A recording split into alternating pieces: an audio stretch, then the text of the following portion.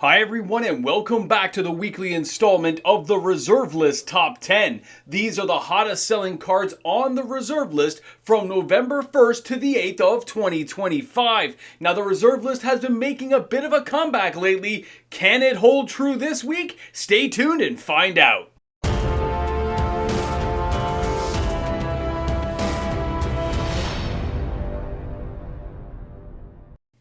If you're new to this channel, I am MTG Mox. Man, I'm bringing you the Reserve List content each and every week, and this is your top 10. Now, of course, before we get started, if you're shopping on TCG Player for any of these amazing cards, don't forget to use my affiliate link. It is inside the description of all my videos. You click the link, it takes you to TCG Player, and when you check out, well, this channel gets a 3.5% kickback. Let's take a look at our number 10 card this week. It is Goblin Wizard from the Dark. Now, this card has an average price of over $70, but most of the copies that are moving in the market right now are settling in at the heavily played, okay? Some moderately played, but a lot of heavily played. 49 copies, $3,500 of sales action is a far cry from when this card was $250. Don't get me wrong, but people can smell a good deal. And when they look at reserve list cards, when they look that there's always new goblins coming out for Goblin Tribal, this is one of those cards you have to own. Now, when you're looking at this card, let's not forget it's a 4 casting cost 1/1,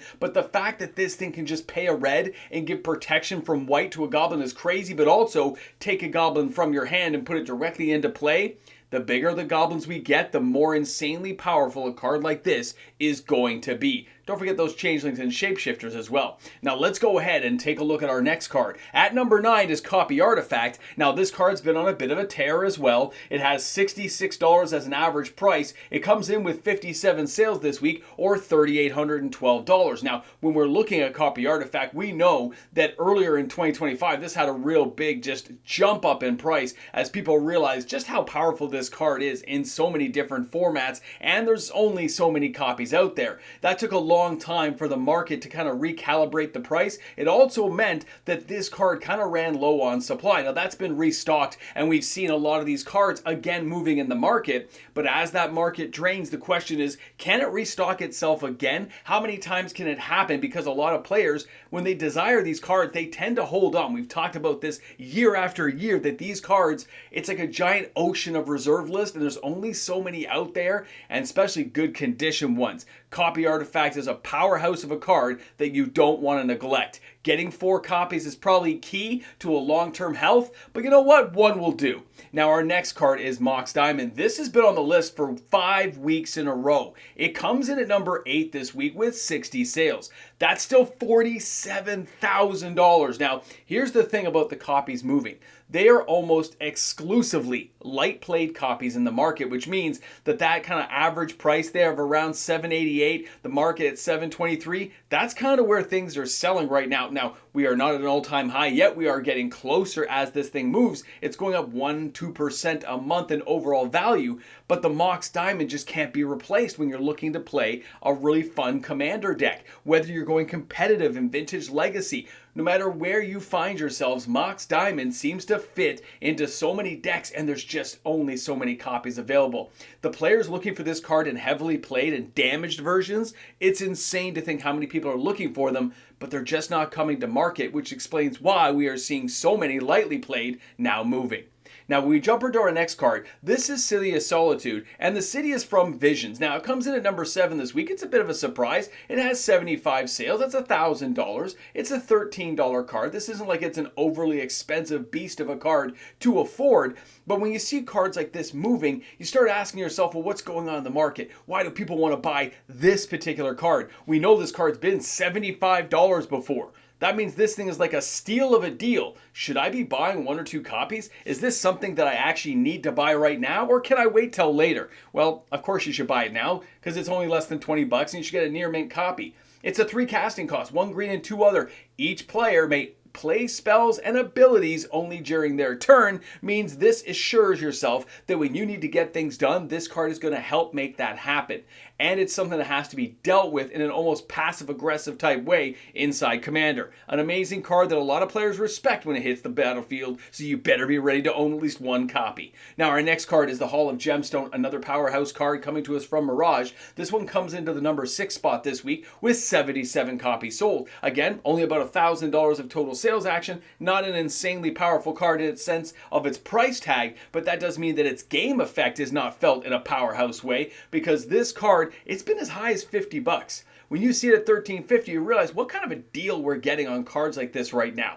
When we're looking at it closely, you'll see, yeah, it takes a little more dedication to green. You got 2 green, 1 other. By the way, iconic artwork. So beautiful. This enchant world says during each player's upkeep, that player chooses a color. And until end of turn, each mana-producing land produces mana of the chosen color instead of its normal color. Well, as you can see, pair this off with some of the cards we've already talked about today, and this can really make an effective Commander deck just that much more powerful. It also allows for a certain kind of color scheme to appear to make sure your opponents can't counter your stuff. Love the card, love the ability, and less than $20 for near mint, insane. Now our next card is Lake of the Dead from Alliances. This powerhouse card has been underrated for so long, people forget that this thing was like a $300 card.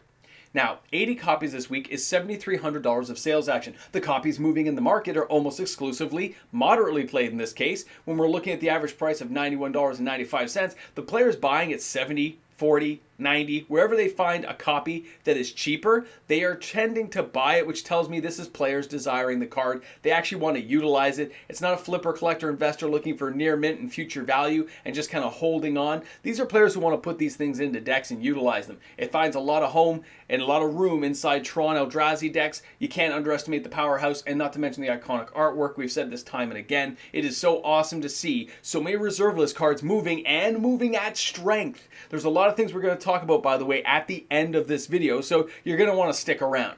Now for our next card, we got to talk about the Jester's Mask. This is its second week here in the top 10. Now, the $4.82 on average price, and when you see here that it sold 88 copies, you can see it sold $424 worth. A lot of people buying everything from near mint to heavily played. It didn't matter. People were buying it. Now this card, of course, can be used in Commander. Use this thing with Jester's Cap. You can have a lot of fun with the mask and the cap and bringing these things back over and over again. There's just so many powerhouse combinations available, and it can be a really quirky way to mess around with people's decks, taking away their win con and just brutalizing them. People don't like it, but it's a lot of fun to play.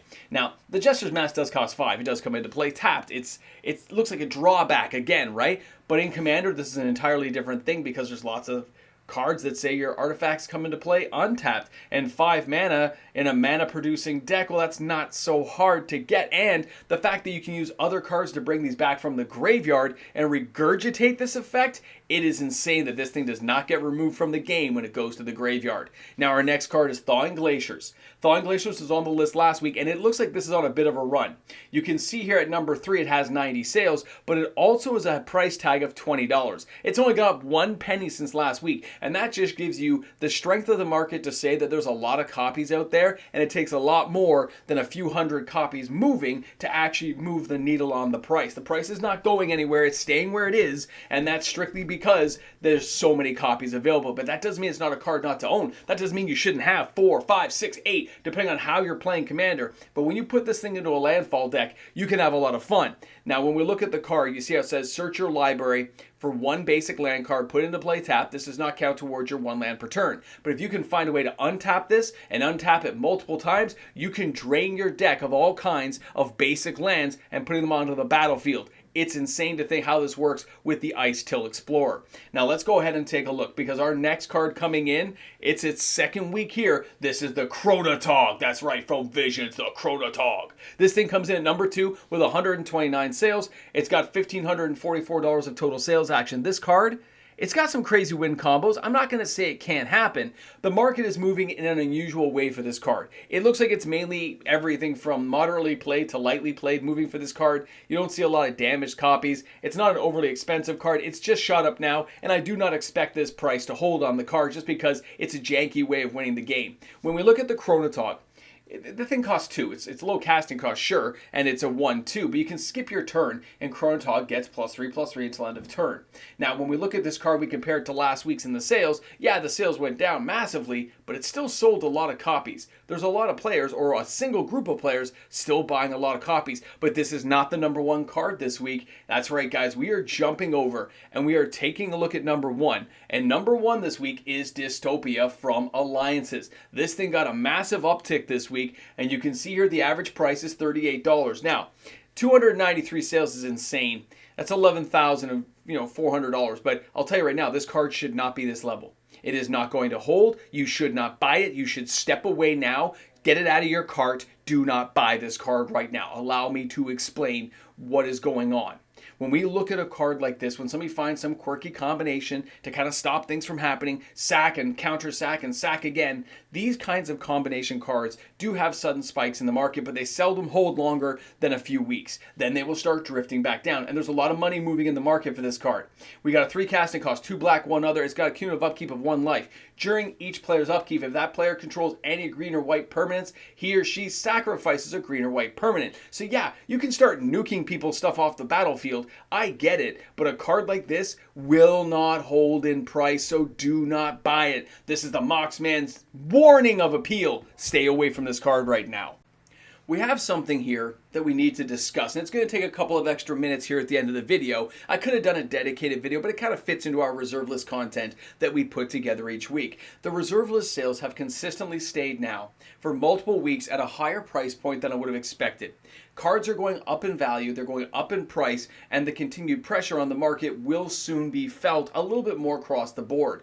The multiple dual lands, even things like Soldevia Excavations, almost making the list this week, tells you there's all kinds of movement in lower end reserve list cards. That also shows you that the upper crust reserve list, the dual lands, the Moxen, all these things, although they are selling, and they are selling at pretty good value points, they are not nearly what they used to be back in 2021. The market is not reacting the same way. Although we see strength in this market, this is not some new reserve list buyout contingent that's going to happen. As much as people might think it might be coming around, that's not what's happening in the market. We are seeing strength in the market due to the lack of interest in some of the other cards, as well as people taking some profit from the actual real life markets around the world. We see people buying into cards that are a little bit more safe of an investment.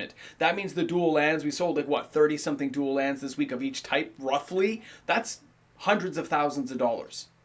When you see a few Moxes move, Gaia's Cradle, when you see Tolarian Academies start to move in the market, these cards leaving, as well as things like Wheel of Fortune, all these types of key marquee cards, although they may not be liquid cash instantly, these are cards that players always seek out. So when you're cashing in, you want to have some fun stuff, you want to invest in some cardboard, many of these cards are the safest bet that you are going to get your hands on because they're the ones that hold up in the long term, and they're the ones that seem to keep a value point that is always at least neutral and not really negative to the point where you're worried about losing an asset class of cash that you want to change in later on. These things are holding value, and the market is showing that people are buying into this stuff now, but the prices are not being heavily affected. We're not seeing things spike up hundreds of percent other than these single bio cards like Dystopia, like Forsaken Waste. When those cards came around, they jumped up really quickly and then they slowly drift back down because the market just couldn't meet the demand. That is not the same case for dual lands. They're out there, you just got to find them. Different conditions for everyone. The only one I'm going to give you an exception to is going to be Mox Diamond. Mox Diamond is just holding beyond compare in terms of value point and the people looking for that card. I got to be honest, I'm really surprised it's holding up as well as it is, and I'm surprised the market hasn't jumped up more in price, but it's because we're not selling hundreds and hundreds of copies. We're selling 50, 60 copies. Sure, it's 40, 50 grand a week. But at the same time, it's not hundreds of copies, which would put such a supply crush that demand couldn't be met, and that would cause a spike in the market. Anyway, thank you again for hanging out. Thanks for being here on the channel today. I hope you stop by my live stream this evening, which will be 6:30 Eastern Standard Time. Guys, just a little Army of Darkness quote here for me from 1992. Shop smart, shop S-smart. You got that? So thank you again to all the fantastic patrons of my channel, because without you, daily uploaded content would not be possible on this channel. So thank you again for supporting. Let's remember, though, that the reserve list is a very special, unique piece of Magic's history. It's never going to go anywhere, and it looks like a lot of people notice that too. So thanks again to my supporters. See you tomorrow. Welcome back to the Ramble Jamble. You've made it to the end credit scene that nobody else gets to. Like less than 1% of players make it here, or the 2.2% of women that watch this channel still. It's crazy like to think that the reserve list might be making a comeback, that we're seeing a resurgence of sales and it's getting higher and higher. Seeing the lower end cards tells me people are taking a stab at stuff, and seeing interest again is very interesting in itself. Now, the safe bet. Buying the higher end cards like Wheel of Fortunes, buying yourself a Grim Monolith, picking up other cards like, I don't know, let's just say dual lands like Taiga, Scrublands, Savannah. Picking up these cards, we know where the value points are. They never drop below a certain point. They don't seem to go over a certain point. Take the low, take the high in the last 5 years. And you can see the market is very respecting of the value of many of these cards. So why not buy into them? Knowing you can get your cash out, generally speaking, after a number of years of enjoying the card. And it looks like a lot of people are taking that just stab in the market and seeing what happens. Guys, thanks a lot for tuning in. Boom! Ramble! Jamble!